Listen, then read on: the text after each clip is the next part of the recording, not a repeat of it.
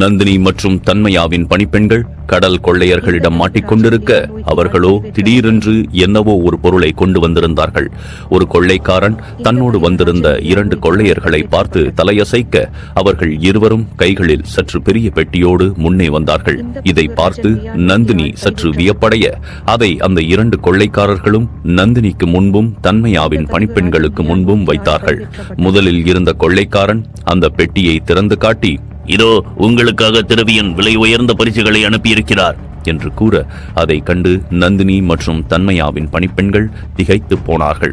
ஏனென்றால் அந்த பெட்டி முழுவதும் விலை உயர்ந்த பட்டு துணிகளும் நகைகளும் இருக்க வாசனை திரவியங்களின் மனமும் எழுந்து அந்த அறையின் நாற்றத்தை மாற்றியது. ஆனால் எதற்காக இந்த பரிசுகள் என்று இளவரசி நந்தினி புரியாமல் பார்க்க அந்த கொள்ளைக்காரன் சற்று கண்டிப்போடு கூறினான், என்ன யோசித்துக் கொண்டிருக்கிறாய் இளவரசி? நாங்கள் கொடுக்கும் இந்த பரிசுகளை ஏற்றுக்கொண்டு இன்று இரவுக்கு தயாராகு. தாமதமாக சென்றால் திரவியனுக்கு பிடிக்காது என்று கூற இளவரசி நந்தினி கோபமாக கூறினாள், இல்லை, என்னால் இந்த பரிசுகளை ஒரு நாளும் ஏற்றுக்கொள்ள முடியாது. நான் என்னுடைய உயிரை விட்டாலும் விடுவேனே தவிர்த்து உங்களை போன்ற கடல் கொள்ளையர்களிடம் அகப்பட்டு சீரழிந்து போவதை ஏற்றுக்கொள்ளவே மாட்டேன் என்று கத்த, இதை கேட்டு கடல் கொள்ளையர்கள் பெரிதாக அலட்டிக் கொள்ளவில்லை. மாறாக நந்தினியை பார்த்து, இதோ பார் இளவரசி, நீ வேண்டுமானால் உன்னுடைய கழுத்தில் கத்தியை வைத்து மிரட்டி இங்கிருக்கும் 2 பணிப்பெண்களையும் காப்பாற்றி இருக்கலாம். அதற்காக திரவியன் இளகிய மனம் கொண்டவர் என்று எண்ணிவிடாதே.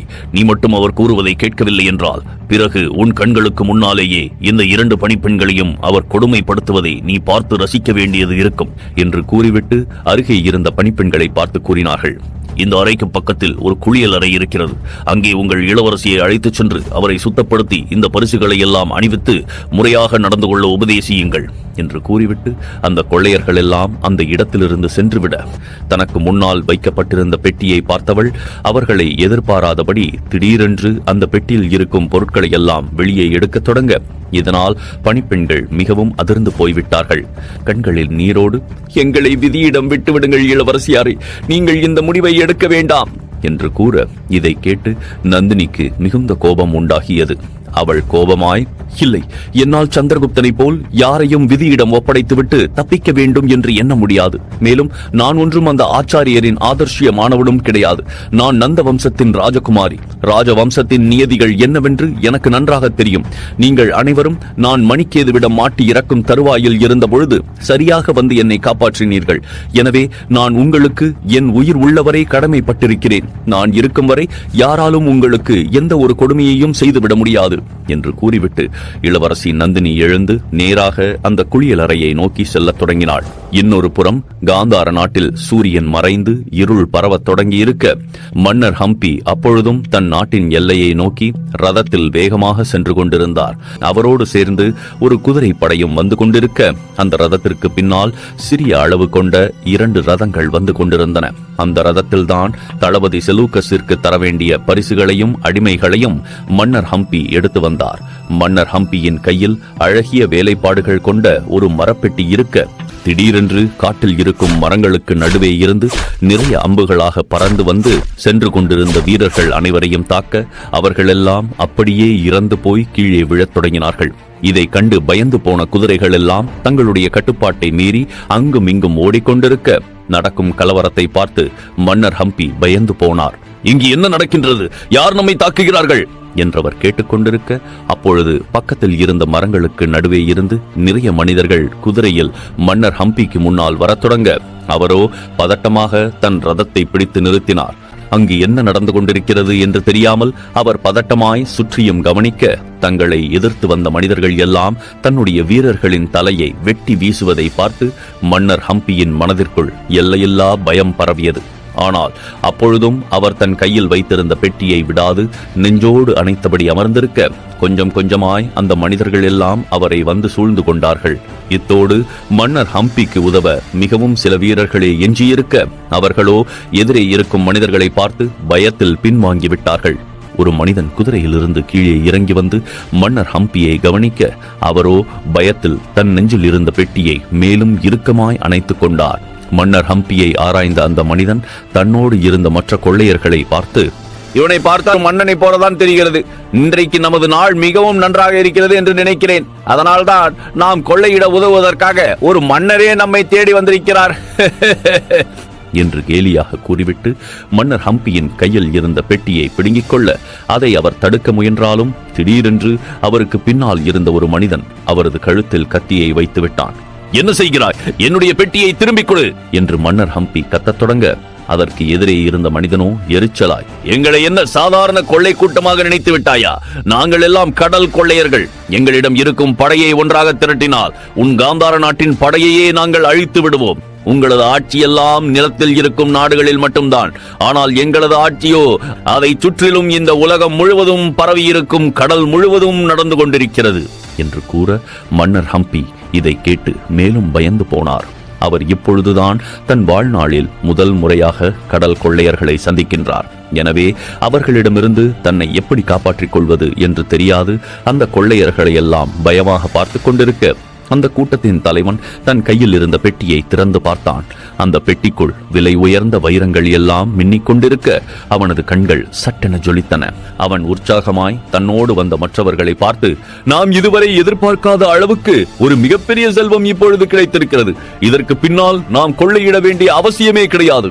நாம் வாழ்நாள் முழுவதும் கொள்ளையடித்தாலும் இவ்வளவு அதிக விலை கொண்ட வைரங்கள் நமக்கு கிடைப்பது மிகவும் அரிதுதான். எனவே இதுவே நமக்கு போதும். வாருங்கள், இந்த இடத்தை விட்டு நாம் உடனடியாக கிளம்பி விடலாம். ஏற்கனவே நமக்காக நமது கப்பல் காத்துக் கொண்டிருக்கும் என்று கூறிவிட்டு அவர்கள் மறுபடியும் அந்த காட்டுக்குள் செல்லத் தொடங்க திடீரென்று அவர்களை நோக்கி நிறைய அம்புகள் வரத் தொடங்க இதை கண்டு கொள்ளைக்காரர்கள் மிகவும் அதிர்ந்து போனார்கள். அந்த அம்புகள் எல்லாம் வானத்திலிருந்து நெருப்பு மழை பொழிவதைப் போல் ஒவ்வொன்றாய் வந்து அங்கிருந்த அனைத்து கொள்ளைக்காரர்களையும் தாக்கத் தொடங்க மொத்தத்தில் அவர்களை சுற்றி எங்கு திரும்பினாலும் அம்பு மழையாக பொழிந்து கொண்டிருக்க தாங்கள் சுற்றி வளைக்கப்பட்டு விட்டது அவர்களுக்கு புரிந்து போனது. மேலும் நடப்பதையெல்லாம் நம்ப முடியாது மன்னர் ஹம்பி பார்த்து கொண்டிருக்க திடீரென்று எதிரே இருந்து கையில் தீப்பந்தத்தோடு நிறைய குதிரையில் வீரர்கள் வரத் தொடங்கினார்கள். அதை பார்த்த மன்னர் ஹம்பி உற்சாகமாய், ஆஹா, இவர்களெல்லாம் கிரேக்க வீரர்கள் ஆயிற்றே என்று கூற அந்த கடற்கொள்ளை கூட்டத்தின் தலைவன் சத்தமாக கத்தினான், நம்மை சுற்றி வளைத்து விட்டார்கள். இனி இவர்களை உயிரோடு விட்டால் நாம் தப்பிக்க முடியாது. இந்த வீரர்களை எல்லாம் எதிர்த்து தாக்குங்கள் என்று கூற உடனடியாய் கிரேக்க வீரர்களுக்கும் எதிரே இருந்த கடல் கொள்ளையினருக்கும் இடையே மிகப்பெரிய போர் உருவானது. கீழே கிடந்த மன்னர் ஹம்பியோ எழுந்து சென்று தன் ரதத்திற்கு பின்னால் மறைந்து கொண்டு நடந்து கொண்டிருந்த மொத்த போரையும் ஆர்வமாய் பார்த்து கொண்டிருக்க அந்த கடல் கொள்ளையினர் எவ்வளவு கொடூரமாக சண்டையிட்டார்களோ அதுபோலவே சிறிதும் மனிதத்தன்மை இல்லாமல் கிரேக்க வீரர்கள் நடந்து கொண்டார்கள். எதிரே இருந்த கொள்ளையர்களின் கைகள் கால்கள் என்று அனைத்தையும் வெட்டி வீசி அவர்கள் ஆர்ப்பாட்டம் செய்து கொண்டிருக்க கொள்ளையர்களே கிரேக்க வீரர்களை பார்த்து நடுநடுங்கி போய்விட்டார்கள். அப்பொழுது திடீரென்று அவர்களுக்கு பின்னால் இருந்து ஒரு குரல் இடியை போல் சத்தமாய் முழங்கியது, யாரையும் உயிரோடு விட்டு விடாதீர்கள். அனைவரையும் கொன்று இதே இடத்தில் குவித்து விடுங்கள். இந்த இடத்திலிருந்து எந்த ஒரு கடல் கொள்ளையனும் உயிரோடு தப்பிக்க கூடாது என்று கூற அந்த குரலுக்கு சொந்தமான தளபதி செலூக்கஸ் ஆவேசமாக தன் குதிரையில் முன்னால் வந்து கொண்டிருந்தான். அவர் வேகமாய் தன் வாளை உருவிக்கொண்டு எதிரே இருந்த கொள்ளையினரை எல்லாம் வெட்டி வீசத் தொடங்க மன்னர் ஹம்பியும் அவரை பார்த்து மிகுந்த உற்சாகமடைந்தார். தளபதி செலூக்கஸா, இவர் எவ்வாறு இங்கே வந்தார்? சரியான நேரத்திற்கு வந்து என் உயிரை காப்பாற்றி இருக்கிறார் என்றவர் எண்ணிக்கொள்ள தளபதி செலூக்கஸோ மன்னர் ஹம்பியை கவனிக்காது எதிரே இருந்த கடல் கொள்ளையினரை தாக்குவதில் மிகுந்த கவனத்தோடு இருக்க இதை பார்த்த மன்னர் ஹம்பிக்கும் மனதிற்குள் ஆர்வம் தொற்றிக் கொண்டது.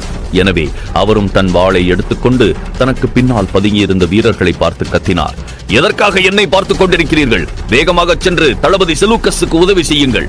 நாமும் அவர்களோடு சேர்ந்து ஒன்றாக போரிடலாம் என்று கூறிவிட்டு மன்னர் ஹம்பி வேகமாக முன்னே செல்ல ஆனால் அந்த கொள்ளை கூட்டத்தினரோ மன்னர் ஹம்பியின் வாளை ஒரு நொடியில் உடைத்து வீசிவிட்டார்கள். இதை மன்னர் ஹம்பி பொருட்படுத்தாமல் கீழே கிடந்த மற்றொரு வாளை எடுத்துக்கொண்டு வேகமாக தளபதி செலூக்கஸிடம் சென்று சத்தமான குரலில் கூறினார், கவலை கொள்ள வேண்டாம் செலூக்கஸ் அவர்களே, இனி என்னுடைய வீரர்கள் இந்த கடல் கொள்ளையர்களை பார்த்துக் கொள்வார்கள் என்று கூற அந்த தலைவன் மன்னர் ஹம்பியின் தலையை வேகமாக வெட்ட முற்பட அதற்குள் பின்னால் இருந்து அவனது தலையை யாரோ வெட்டி எறிந்தார்கள். மன்னர் ஹம்பி அது யார் என்று அவசரமாய் பார்க்க முன்னால் தளபதி செலூக்கஸ் தான் நின்று கொண்டிருந்தார். அந்த கொள்ளை கூட்டத்தின் தலைவன் இறந்து போனதை பார்த்த மற்ற கொள்ளையர்கள் எல்லாம் பயத்தில் நடுநடுங்க தொடங்கிவிட செலூக்கஸ் ஆத்திரமாக கத்தினான், விரைவாக தாக்குங்கள், இவர்கள் யாரும் உயிரோடு தப்பித்துச் செல்லக்கூடாது என்று கூற கிரேக்க வீரர்கள் மறுபடியும் கொடூரமாய் தாக்கத் தொடங்கி அங்கிருந்த ஒரு கொள்ளையர்களையும் விட்டு வைக்காமல் எல்லோரையும் கொன்றுவிட்டார்கள். மன்னர் ஹம்பி இந்த காட்சியை நம்ப முடியாமல் பார்த்துக் கொண்டிருக்க, தளபதி செலூக்கஸின் முகமோ கோபத்தில் ஜொலித்துக் கொண்டிருந்தது. மன்னர் ஹம்பியோ சற்று வருத்தமான குரலில், என்னை மன்னித்து விடுங்கள் செலூக்கஸ். நீங்கள் இவ்வாறு என்னுடைய நாட்டிற்கு வரும்பொழுது இந்த கொள்ளையர்களை சந்திக்க வேண்டிய கட்டாயம் ஏற்பட்டுவிட்டது. ஆனால் இந்த கொள்ளையர்கள் எல்லாம் என்னுடைய நாட்டைச் சேர்ந்தவர்கள் கிடையாது தளபதி. ஏனென்றால் நீங்கள் தேடி பார்த்தாலும் இந்த காந்தார நாட்டில் ஒரு கொள்ளையர்களை கூட கண்டுபிடிக்க முடியாது.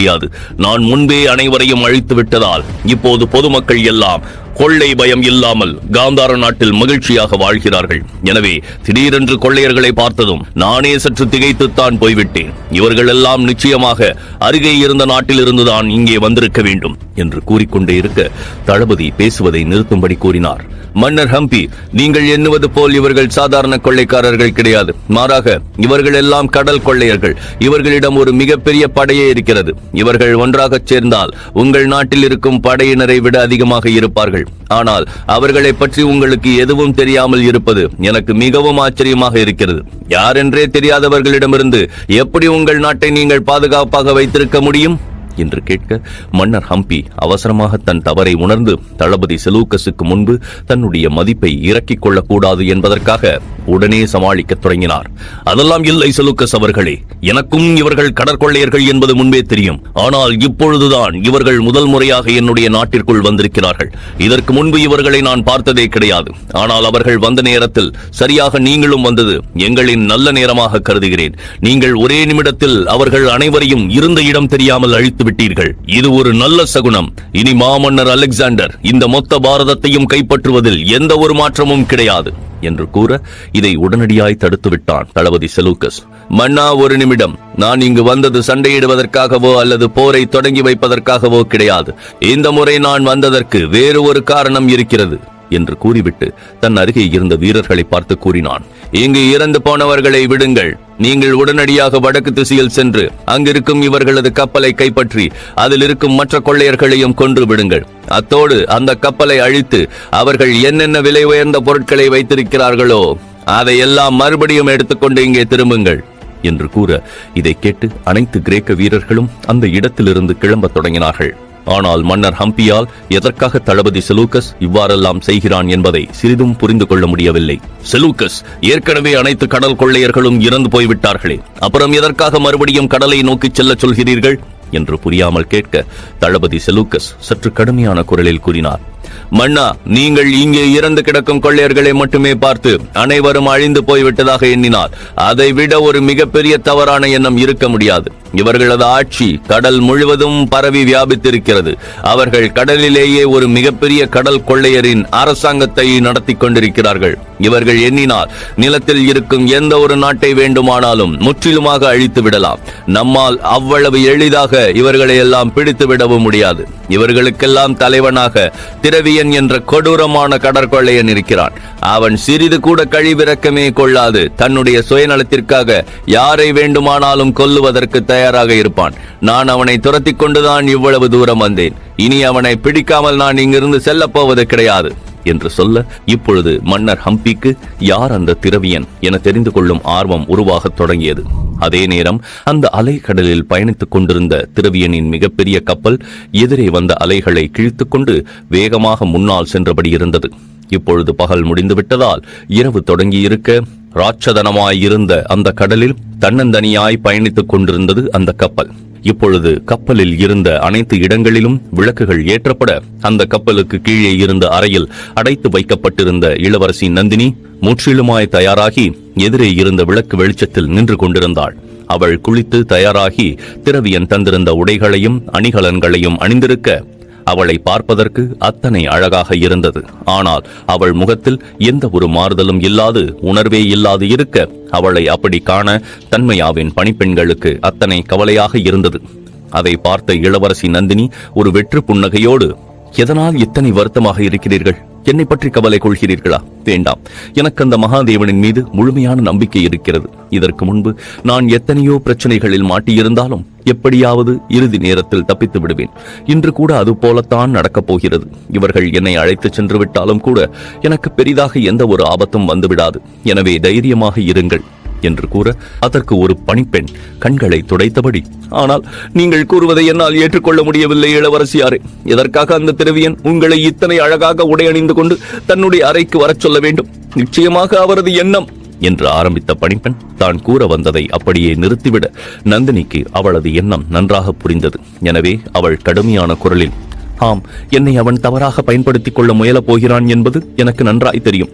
இதற்கு நான் ஒப்புக்கொள்ளவில்லை என்றால் என்னை கட்டாயப்படுத்தியேனும் அடைய வேண்டும் என்றவன் எண்ணுவான். ஆனால் அந்த அநீதி நடப்பதற்கு நான் ஒரு நாளும் அனுமதிக்க மாட்டேன். நான் எப்படியாவது முயற்சி செய்து என்னை தற்காத்துக் கொள்வேன். அது முடியவில்லை என்றால் இறுதியில் என்னுடைய உயிரையும் விட்டுவிடுவேன் என்று கூற இதை கேட்ட பணிப்பெண்ணும் உறுதியாய், அப்படி என்றால் நாங்களும் எங்களது உயிரை விட்டுவிடுவோம் இளவரசியாரே. நீங்களே இல்லாத பொழுது பிறகு நாங்கள் எதற்காக இந்த உலகத்தில் இருக்க வேண்டும் என்றார்கள். இதை கேட்ட நந்தினி அவர்கள் அருகே சென்று தோளில் மென்மையாய் கை வைத்து கூறினாள், ஆனால் நமக்கு மரணம் மட்டுமே ஒரே வாய்ப்பு கிடையாது. நம்மால் முடிந்தவரை நாம் போராட வேண்டும். நாம் பெண்கள் என்பதால் அவ்வளவு சீக்கிரமாக இந்த போரில் விட்டுக் கொடுத்து விடக்கூடாது. மேலும் நாம் எதற்காக உடனடியாய் நம்முடைய உயிரை இழக்க வேண்டும்? இது நம்முடைய வாழ்க்கை. எனவே இறுதி வரை போராடி பார்ப்போம். அப்படி முடியவில்லை என்றால் நாம் இறப்பதற்கு முன்பு இந்த கொள்ளையர்களில் பாதி பேரையாவது கொன்றுவிட்டே இறந்து போவோம் என்று கூற நந்தினியின் இந்த பேச்சு அந்த பணிப்பெண்களுக்கு மத்தியில் ஒரு ஆவேசத்தை உருவாக்கியது. அதன் பின்பு இளவரசி நந்தினி உடனடியாய் அந்த அறையை விட்டு வெளியே செல்ல அவளுக்காக நிறைய கொள்ளைக்காரர்கள் வெளியே காத்திருந்தார்கள். அவளது கையில் எல்லாம் தீப்பந்தங்கள் எரிந்து கொண்டிருக்க இளவரசி நந்தினியின் தோற்றத்தை பார்த்து மெய்மறந்து போய்விட்டார்கள். இளவரசி நந்தினி மிகவும் தைரியமாய், எங்கிருக்கிறான் உங்கள் தலைவன் என்று வினவ அதற்கு ஒரு கொள்ளைக்காரன் அந்த கப்பலில் இருந்த ஒரு பெரிய அறையை நோக்கி கை காட்டினான். சீக்கிரமாக செல் இளவரசி, உனக்காகத்தான் இந்த கடலின் அரசன் காத்துக் கொண்டிருக்கிறார் என்று கூற இளவரசி நந்தினியோ மறுபடியும் அந்த மகாதேவனை தன் மனதிற்குள் நினைத்துக் கொண்டு எப்படியாவது அந்த சூழ்நிலையில் இருந்து தப்பிக்க வேண்டும் என்று எண்ணிக்கொண்டாள். அவள் தயக்கமாய் உள்ளே செல்லத் தொடங்க அந்த கப்பலில் இருந்த மற்ற இடங்களை காட்டிலும் அந்த அறை மிகுந்த மாறுபாடோடு இருந்தது. நந்தினி அடைத்து வைக்கப்பட்டிருந்த அறையில் துர்நாற்றம், தூய்மையின்மை என்று அனைத்து விஷயங்களும் இருக்க, ஆனால் அந்த அறையோ மிகவும் சுத்தமாகவும் வாசனை திரவியங்களின் மனத்தோடும் இருந்தது. இதனால் சற்று வியப்படைந்த நந்தினி அந்த அறையை சுற்றியும் கவனிக்க எங்கு திரும்பினாலும் விலை உயர்ந்த பொருட்களாக மட்டுமே இருந்தன. மேலும் தரையில் கூட பட்டுக்கம்பளம் விரிக்கப்பட்டு அத்தனை மென்மையாக இருக்க எங்கு திரும்பினாலும் அழகான பொருட்களே அதிகமாக இருந்தன. அந்த அறையின் ஓரத்தில் நிறைய பழங்கள் வைக்கப்பட்டிருக்க கூடவே மது வைக்கப்பட்டிருந்த குடுவைகளும் இருந்தன. நந்தினியால் அது கப்பலில் இருக்கும் அறை என்று நம்ப முடியவில்லை. மாறாக அவளது அரண்மனையில் இருக்கும் ஒரு அறையை போலவே அந்த அறை இருக்க திடீரென்று அந்த அறைக்குள் யாரோ நடமாடுவது போல் சத்தம் கேட்டது. இதனால் பதட்டமடைந்த நந்தினி அந்த அறையின் மீது இருந்த தன் கவனத்தை திருப்பிக் கொண்டு திரவியன்தான் வருகிறானா என்று பார்க்க நிஜமாகவே அவன்தான் நந்தினிக்கு முன்னால் வந்து நின்றான். ஆனால் அவள் கடந்த முறை பார்த்தபொழுது இருந்தது போல் அல்லாமல் அவன் முகம் மிகவும் அமைதியாக இருக்க தான் கண்டது அவனைத்தானா என்று நந்தினிக்கு சிறிது குழப்பமாக கூட இருந்தது.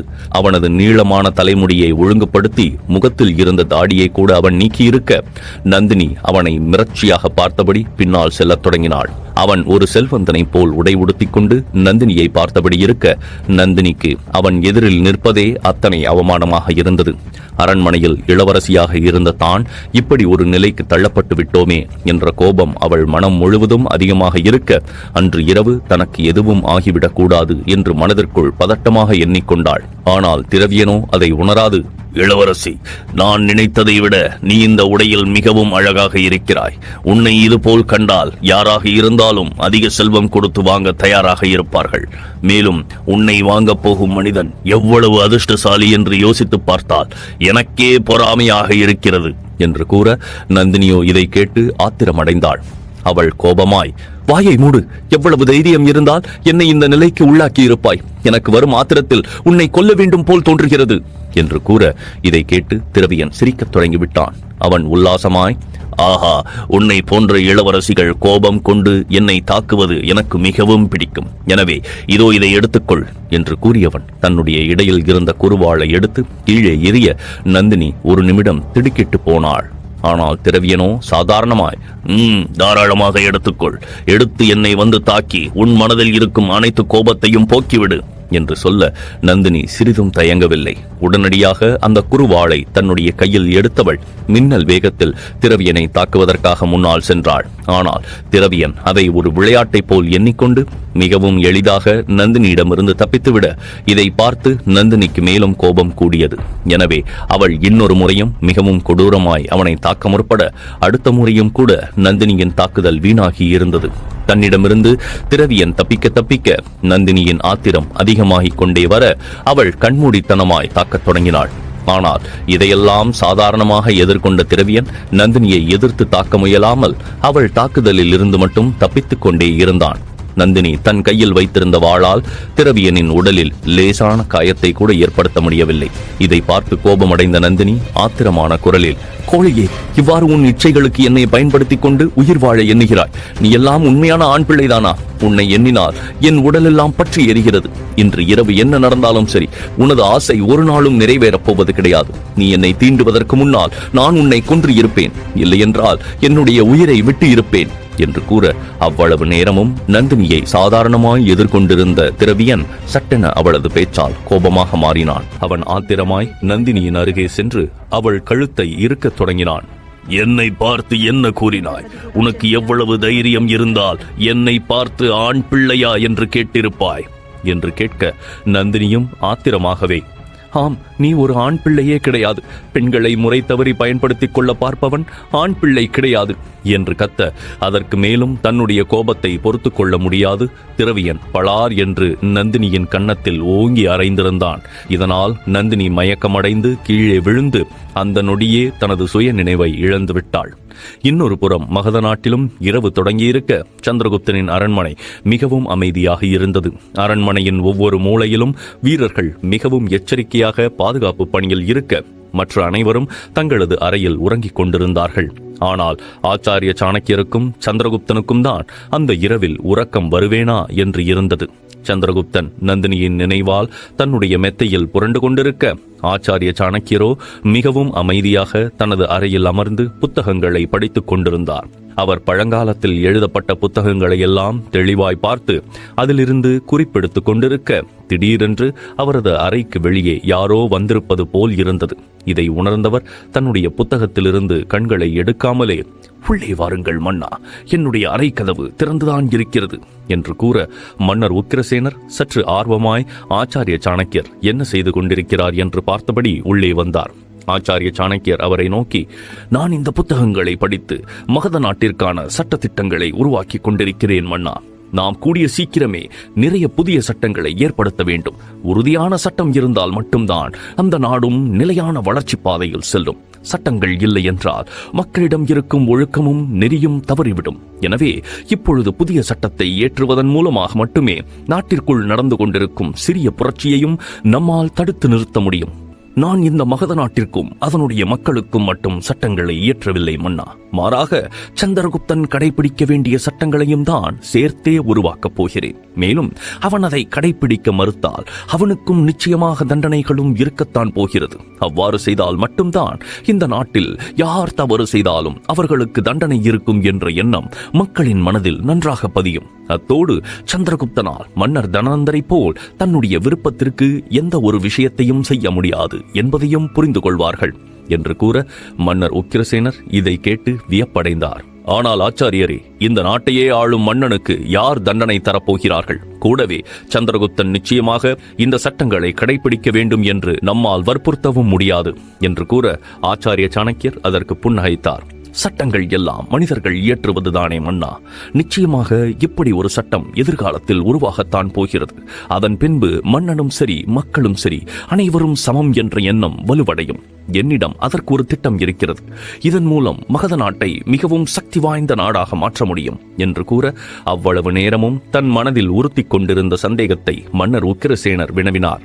ஆச்சாரியரே, தளபதி செலூக்கஸ் நிஜமாகவே எதற்காக இங்கே வந்திருக்கிறார் என்று உங்களுக்கு ஏதேனும் எண்ணங்கள் இருக்கிறதா என்று கேட்க அதற்கு ஆச்சாரிய சாணக்கியர் சிறிது யோசனையாய், ஆரம்பத்தில் எனக்கும் எதற்காக அவர் இங்கே வந்திருக்கிறார் என்று புரியவில்லை மன்னா. ஆனால் இப்பொழுது நான் மிகவும் உறுதியோடு கூறுகிறேன், நிச்சயமாக அவர்கள் நம்மை தாக்குவதற்காக இங்கே வரவில்லை. மாறாக நாட்டிற்குள் நுழைந்திருக்கும் கடல் கொள்ளையர்களை பிடிக்கத்தான் வந்திருக்கிறார்கள். என்று கூற மன்னர் உக்கிரசேனரால் இதை சிறிதும் நம்ப முடியவில்லை. ஆனால் எதற்காக ஆச்சாரியரே? இந்த அகிலத்தையே அடைய துடித்திடும் மாமன்னர் அலெக்சாண்டரின் தளபதி எதற்காக சாதாரண கடற்கொள்ளையரின் பின்னால் அலைய வேண்டும்? இந்த வேலையை அவர்களுடைய வீரர்களே செய்து முடித்து விடலாமே என்று கூற அதை ஒப்புக்கொண்ட ஆச்சாரிய சாணக்கியர், மன்னா, எனக்கும் அந்த சந்தேகம் இல்லாமல் இல்லை. ஆனால் அதற்கான விடையை நாம் கூடிய சீக்கிரமே கண்டுபிடிக்கப் போகிறோம். அந்த விடை மட்டும் கிடைத்துவிட்டால் அந்த விடையை வைத்தே நமது பாரதத்திற்கு உருவாக்கி இருக்கும் மிகப்பெரிய ஆபத்தையும் நாம் நீக்கிவிடலாம் என்று கூற அவரது பேச்சு மன்னர் உக்கிரசேனருக்கு மிகவும் புதிராக இருந்தது. ஆச்சாரிய சாணக்கியர் கூறுவதும் சரியான கருத்துதான். மாமன்னர் அலெக்சாண்டர் போரிடும் மிகப்பெரிய போர்களில் மட்டும்தான் தளபதி செலூக்கஸ் கலந்து கொள்வார். ஆனால் அவ்வளவு பெரிய தளபதி எதற்காக கடல் கொள்ளையர்களுக்கு பின்னால் அலைய வேண்டும்? அதன் பின்னால் இருக்கும் உண்மையான காரணம் என்னவாக இருக்கும் என்று மன்னர் உக்கிரசேனர் யோசித்துக் கொண்டிருக்க ஆச்சாரிய சாணக்கியரோ தன் மனதில் இருக்கும் எண்ணத்தை கூறினார். மன்னா, நீங்களும் சந்திரகுப்தனை போலவே ஒரு வீரன் என்பதால் நீங்கள் இருவருமே பொறுமையாக ஒரு விஷயத்தை சிந்திக்க மறுக்கிறீர்கள். ஆனால் அரசியலில் எப்பொழுதும் நிதானமும் பொறுமையும் அவசியம். சில சமயங்களில் நாம் அரசியல் தந்திரங்களை வைத்து படைபலத்தை கூட முறியடித்து விடலாம் என்று கூற மன்னர் உக்கிரசேனர் சந்தேகமாக கேட்டார். நீங்கள் என்ன கூறுகிறீர்கள் ஆச்சாரியரே? வெறும் அரசியலை மட்டும் வைத்துக் கொண்டு அவ்வளவு படைகளை கொண்ட மாமன்னர் அலெக்சாண்டர் மற்றும் அவருடைய தளபதியை வெற்றி பெற முடியும் என்று கூறுகிறீர்களா? அப்படியென்றால் நாம் அவர்களுடன் சண்டையிடுவதற்கான அவசியமே இருக்காதே என்று கேட்க ஆச்சாரிய சாணக்கியர் அதை மறுத்தார். இல்லை மன்னா, நாம் நிச்சயமாக போரிட வேண்டும். அதில் எந்த ஒரு மாற்றமும் கிடையாது. ஒரு மாபெரும் போர் நடந்தால் மட்டும்தான் நம்மால் ஒரு சக்தி வாய்ந்த பாரதத்தை உறுதியாக உருவாக்க முடியும். மேலும் நம்மை கைப்பற்ற வந்த ஒரு அந்நிய தேசத்து மன்னனை நாம் வீழ்த்திவிட்டோம் என்று தெரிந்துவிட்டால் மற்ற அந்நிய நாடுகளுக்கும் நாம் எவ்வளவு பலம் பொருந்திய நாடு என்ற எண்ணம் உறுதி அடைந்துவிடும். போர் நடந்தால் மட்டும்தான் சந்திரகுப்தன் மக்களின் மனதில் மாமன்னனாக நிலை பெற்று நிற்பான். எனவே நிச்சயமாக நாம் போரிடத்தான் வேண்டும். எனவே அந்த விஷயத்தில் உங்களுடைய கருத்துதான் என்னுடைய கருத்தும். ஆனால் நாம் சரியான முறையில் அரசியலை பயன்படுத்தினால் அந்த போரில் நமக்கு ஏற்பட போகும் அதிகமான பாதிப்புகளை நாம் குறைத்துக் கொள்ளலாம். போரில் வெற்றி பெறுவதற்கு சரியான அரசியல் திட்டமும் வேண்டுமல்லவா என்று கேட்க ஆச்சாரிய சாணக்கியரின் எண்ணம் இப்பொழுது மன்னர் உக்கிரசேனருக்கு புரிந்தது. ஆச்சாரிய சாணக்கியர் தொடர்ந்து, இப்பொழுது நான் உருவாக்கி இருக்கும் கடல் படையினருக்காக நாம் நிறைய பொருட்செலவுகளை ஏற்றுக்கொள்ள வேண்டி இருக்கும் மன்னா. ஆனால் நமது பொருளாதார நிலைமையோ இப்பொழுது அவ்வளவு நன்றாக இல்லை. இருப்பினும் நம்மால் இந்த கப்பல் படையையும் வேண்டாம் என்று ஒதுக்கிவிட முடியாது. அந்த ஒரே விஷயம்தான் நமக்கு இப்பொழுது மிகப்பெரிய பலவீனமாக இருக்கிறது. எனவே கூடிய சீக்கிரத்தில் அரசின் கஜானாவில் இருக்கும் செல்வத்தை அதிகப்படுத்த வேண்டும் என்று கூற அதற்கு மன்னர் உக்கிரசேனர் சிறிது தயக்கமாக கூறினார். ஆச்சாரியரே, நமக்கு இப்பொழுது மிகவும் குறைவான நேரம்தான் இருக்கிறது. இந்த நேரத்திற்குள் நாம் நம்மோடு ஒத்துழைக்க மறுக்கும் நாடுகளை நமக்கு சாதகமாக மாற்ற வேண்டும் என்றால் மன்னர் தனநந்தர் எந்த முறையை பயன்படுத்தினாரோ அதே முறையை பயன்படுத்துவதுதான் சற்று எளிய முறையாக இருக்கும். அவர் எப்பொழுதுமே எதிரிகளுக்கு வாய்ப்பளிக்காது உடனடியாய் மிகப்பெரிய தாக்குதலை ஏற்படுத்தி அந்த நாடுகளை எல்லாம் தன்னுடைய நாட்டின் ஒரு அங்கமாக இணைத்து விடுவார் என்று கூற மன்னர் தனநந்தரை பற்றி பேசியதால் ஆச்சாரிய சாணக்கியர் சற்று கோபமாக உக்கிரசேனரை கவனித்தார். இருப்பினும் அவர் பதட்டமாய், ஆச்சாரியரே, என்னுடைய எண்ணத்தை தவறாக புரிந்து கொள்ளாதீர்கள். நான் தனநந்தரின் வழிமுறையை ஒரு உதாரணமாகத்தான் கூறினேன் என்று சொல்ல ஆச்சாரிய சாணக்கியர் அதற்கு எந்த ஒரு பதிலும் கூறாமல் அமைதியாக இருந்தார். அப்பொழுதுதான் மற்றொரு விஷயத்தை யோசித்த மன்னர் உக்கிரசேனர், ஆச்சாரியரே, இப்பொழுது நமது கஜானாவில் இருக்கும் செல்வத்தை குறுகிய காலத்தில் அதிகப்படுத்துவதற்கு ஒரே ஒரு மனிதரால் மட்டும்தான் நமக்கு உதவி செய்ய முடியும். அவர் வியாபாரி மோகனதாசன் மட்டும்தான். அவர் நமக்கு உதவி செய்தால் கூடிய சீக்கிரமே நிறைய செல்வத்தை உருவாக்கிவிட முடியும் என்று கூற ஆச்சாரிய சாணக்கியருக்கும் அந்த எண்ணம் இல்லாமல் இல்லை. ஆனால் அவர் சிறிது தயக்கமாய், இல்லை மன்னா, ஏற்கனவே வியாபாரி மோகனதாசன் நமக்கு நிறைய சூழ்நிலைகளில் உதவி விட்டார். அவர் தன்னிடம் இருந்த மொத்த செல்வத்தையும் கூட நமக்கு கொடுத்து இதற்கு முன்பு உதவி செய்திருக்கிறார். எனவே மறுபடியும் அவரிடம் உதவி கேட்பது எனக்கு சிறிது சங்கடத்தை ஏற்படுத்துகிறது என்று கூறிக்கொண்டிருக்க திடீரென்று ஒரு வீரன் உள்ளே வந்து ஆச்சாரிய சாணக்கியரையும் மன்னர் உக்கிரசேனரையும் வணங்கி கூறினான். ஆச்சாரியரே, உங்களை பார்ப்பதற்காக வியாபாரி மோகனதாசன் அவர்கள் வந்திருக்கிறார். மேலும் அவரோடு இன்னும் சிலரும் வந்திருக்கிறார்கள். அனைவரும் உங்களுக்காக நமது அரண்மனையின் வாயிலில் தான் காத்துக் கொண்டிருக்கிறார்கள். உங்களை உடனடியாக சந்திக்க வேண்டும் என்றும் விரும்புகிறார்கள் என்று கூற இதை கேட்டு ஆச்சாரிய சாணக்கியரும் மன்னர் உக்கிரசேனரும் ஒருவரை ஒருவர் பார்த்துக் கொண்டார்கள். அவர்களால் தங்களது ஆச்சரியத்தை கட்டுப்படுத்த முடியவில்லை. ஆச்சாரிய சாணக்கியர் உடனடியாய் தன் இருக்கையிலிருந்து எழுந்து அந்த வீரனுக்கு ஆணையிட்டார். இப்பொழுதே அரண்மனையின் கதவுகளை திறந்து விடுங்கள், வியாபாரி மோகனதாசனை மரியாதையோடு அழைத்து வாருங்கள் என்று கூற, இதை கேட்டு வீரன் உடனடியாக அங்கிருந்து கிளம்பிவிட்டான்.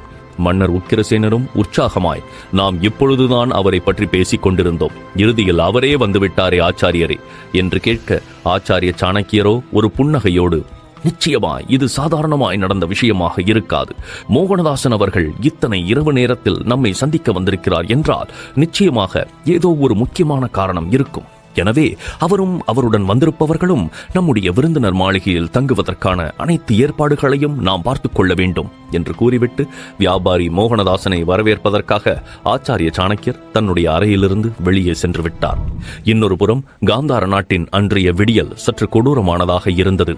ஏனென்றால் முந்தைய இரவு தளபதி செலூக்கஸின் படையினர் கொன்று இருந்த கடல் கொள்ளையர்களை எல்லாம் அவரது கிரேக்க வீரர்கள் தூக்கிக் கொண்டு நேராக சென்று கொண்டிருக்க, அவர்கள் அனைவருக்கும் முன்பும் தளபதி செலூக்கஸ் மற்றும் மன்னர் ஹம்பி வந்து கொண்டிருந்தார்கள்.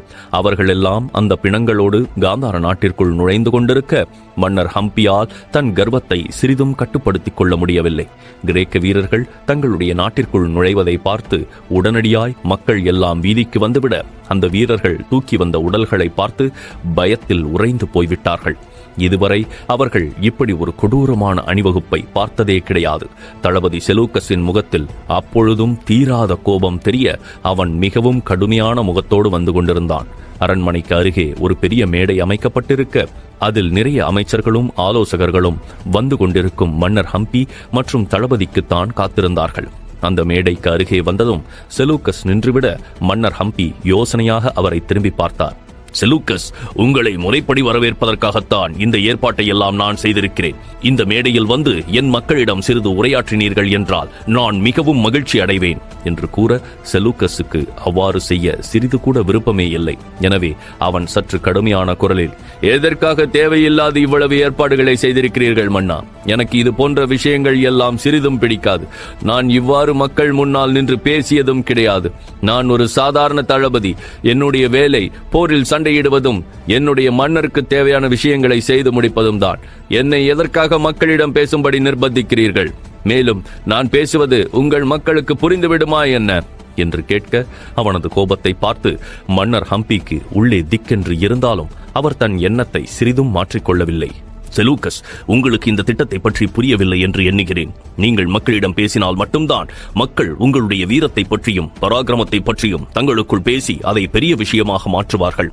இதனால் உங்களுடைய புகழ் இந்த பாரதம் முழுவதிலும் பரவி எந்த ஒரு போரும் இல்லாமல் அனைத்து மன்னர்களும் உங்களிடம் சரணடைந்து விடுவார்கள் என்று கூற, அவரை தளபதி செலூக்கஸ் இடைவெட்டினான். மன்னா, நான் ஏற்கனவே உங்களிடம் கூறிவிட்டேன். நான் சண்டையிடும் எண்ணத்தோடு இங்கே வரவில்லை. மேலும் இங்கிருக்கும் மன்னர்கள் எல்லாம் எனக்கு அடிபணிந்து போக வேண்டும் என்ற எண்ணமும் எனக்கு கிடையாது. நான் இங்கே வந்ததற்கு ஒரு தனிப்பட்ட காரணம் இருக்கிறது. அதற்கும் போருக்கும் எந்த ஒரு சம்பந்தமும் கிடையாது. எனவே நான் இங்கு வந்ததை பயன்படுத்திக் கொண்டு இப்படி பெரிதாக எந்த ஒரு திட்டத்தையும் தீட்டாதீர்கள். நாங்கள் எடுத்து வந்த பிணங்களை பார்த்தே எங்களுடைய வீரத்தை பற்றி உங்கள் மக்கள் புரிந்து கொண்டிருப்பார்கள். இதை தவிர்த்து பெரிதாக என்ன விஷயம் இருந்துவிடப் போகிறது? மேலும் இந்த செலூக்கஸ் தன்னுடைய எதிரிகளுக்கு சிறிதும் மன்னிப்பை தரமாட்டான் என்பது அவர்களுக்கு நன்றாக புரிந்திருக்கும் என்று கூற, மன்னர் ஹம்பிக்கு அவனது பேச்சை கேட்டு மிகவும் ஏமாற்றமாக இருந்தது. இருப்பினும் எப்படியாவது அந்த மேடையில் தளபதியை அமர வைத்துவிட வேண்டும் என்ற எண்ணத்தில், சரி செலூக்கஸ், நீங்கள் மக்களிடம் பேச வேண்டாம். ஆனால் உங்களை பற்றி நான் பேசுகிறேன். அதுவரை சற்று பொறுமையாக இந்த மேடையில் அமர்ந்திருங்கள். எனக்காக இந்த ஒரு முறை இவ்வாறு செய்யுங்கள் என்று கூற, தளபதி வேறு வழியில்லாது அந்த மேடையின் மீது ஏறி அமர்ந்து கொள்ள, இதை பார்த்த மன்னர் ஹம்பியின் அமைச்சர்கள் உற்சாகமாக அவனையும் மன்னர் ஹம்பியையும் வாழ்த்தத் தொடங்கினார்கள். மன்னர் ஹம்பி வாழ்க! மேன்மை பொருந்திய தளபதி செலூக்கஸ் வாழ்க! என்றவர்கள் உற்சாகமாய் முழங்கத் தொடங்க, மன்னர் ஹம்பியோ அந்த மேடையில் ஏறி தன் மக்களை பார்த்து உற்சாகமாய் பேசத் தொடங்கினார். எனது அருமை காந்தார நாட்டின் குடிமக்களே, உங்களது பொறுமையை எண்ணி எனக்கு மிகவும் மகிழ்ச்சியாக இருக்கிறது. நீங்கள் நேற்றிலிருந்து தளபதி செலூக்கஸை வரவேற்க காத்திருப்பது என்னை மிகவும் கவர்ந்து விட்டது. நேற்று இரவே நம்மோடு தளபதி செலூக்கஸ் இங்கே வந்திருக்க வேண்டும். ஆனால் இடையில் கடல் கொள்ளையர்கள் எங்களை தாக்கத் தொடங்கிவிட்டதால் ஒரு மிகப்பெரிய பிரச்சனை உருவாகிவிட்டது. ஆனால் தளபதிதான் சிறிதும் தயங்காது அந்த கடல் கொள்ளையர்களை எல்லாம் கொன்று இன்று நம்முடைய நாட்டை காப்பாற்றி இருக்கிறார். என்று கூற மக்கள் அனைவரும் இதை கேட்டு திகைத்து போனார்கள். இனி நடக்கப் போவது என்ன? தளபதி செலூக்கஸ் எதற்காக காந்தார நாட்டிற்கு வந்திருக்கிறார்? மேலும் தெரிந்து கொள்ள தொடர்ந்து கேளுங்கள்.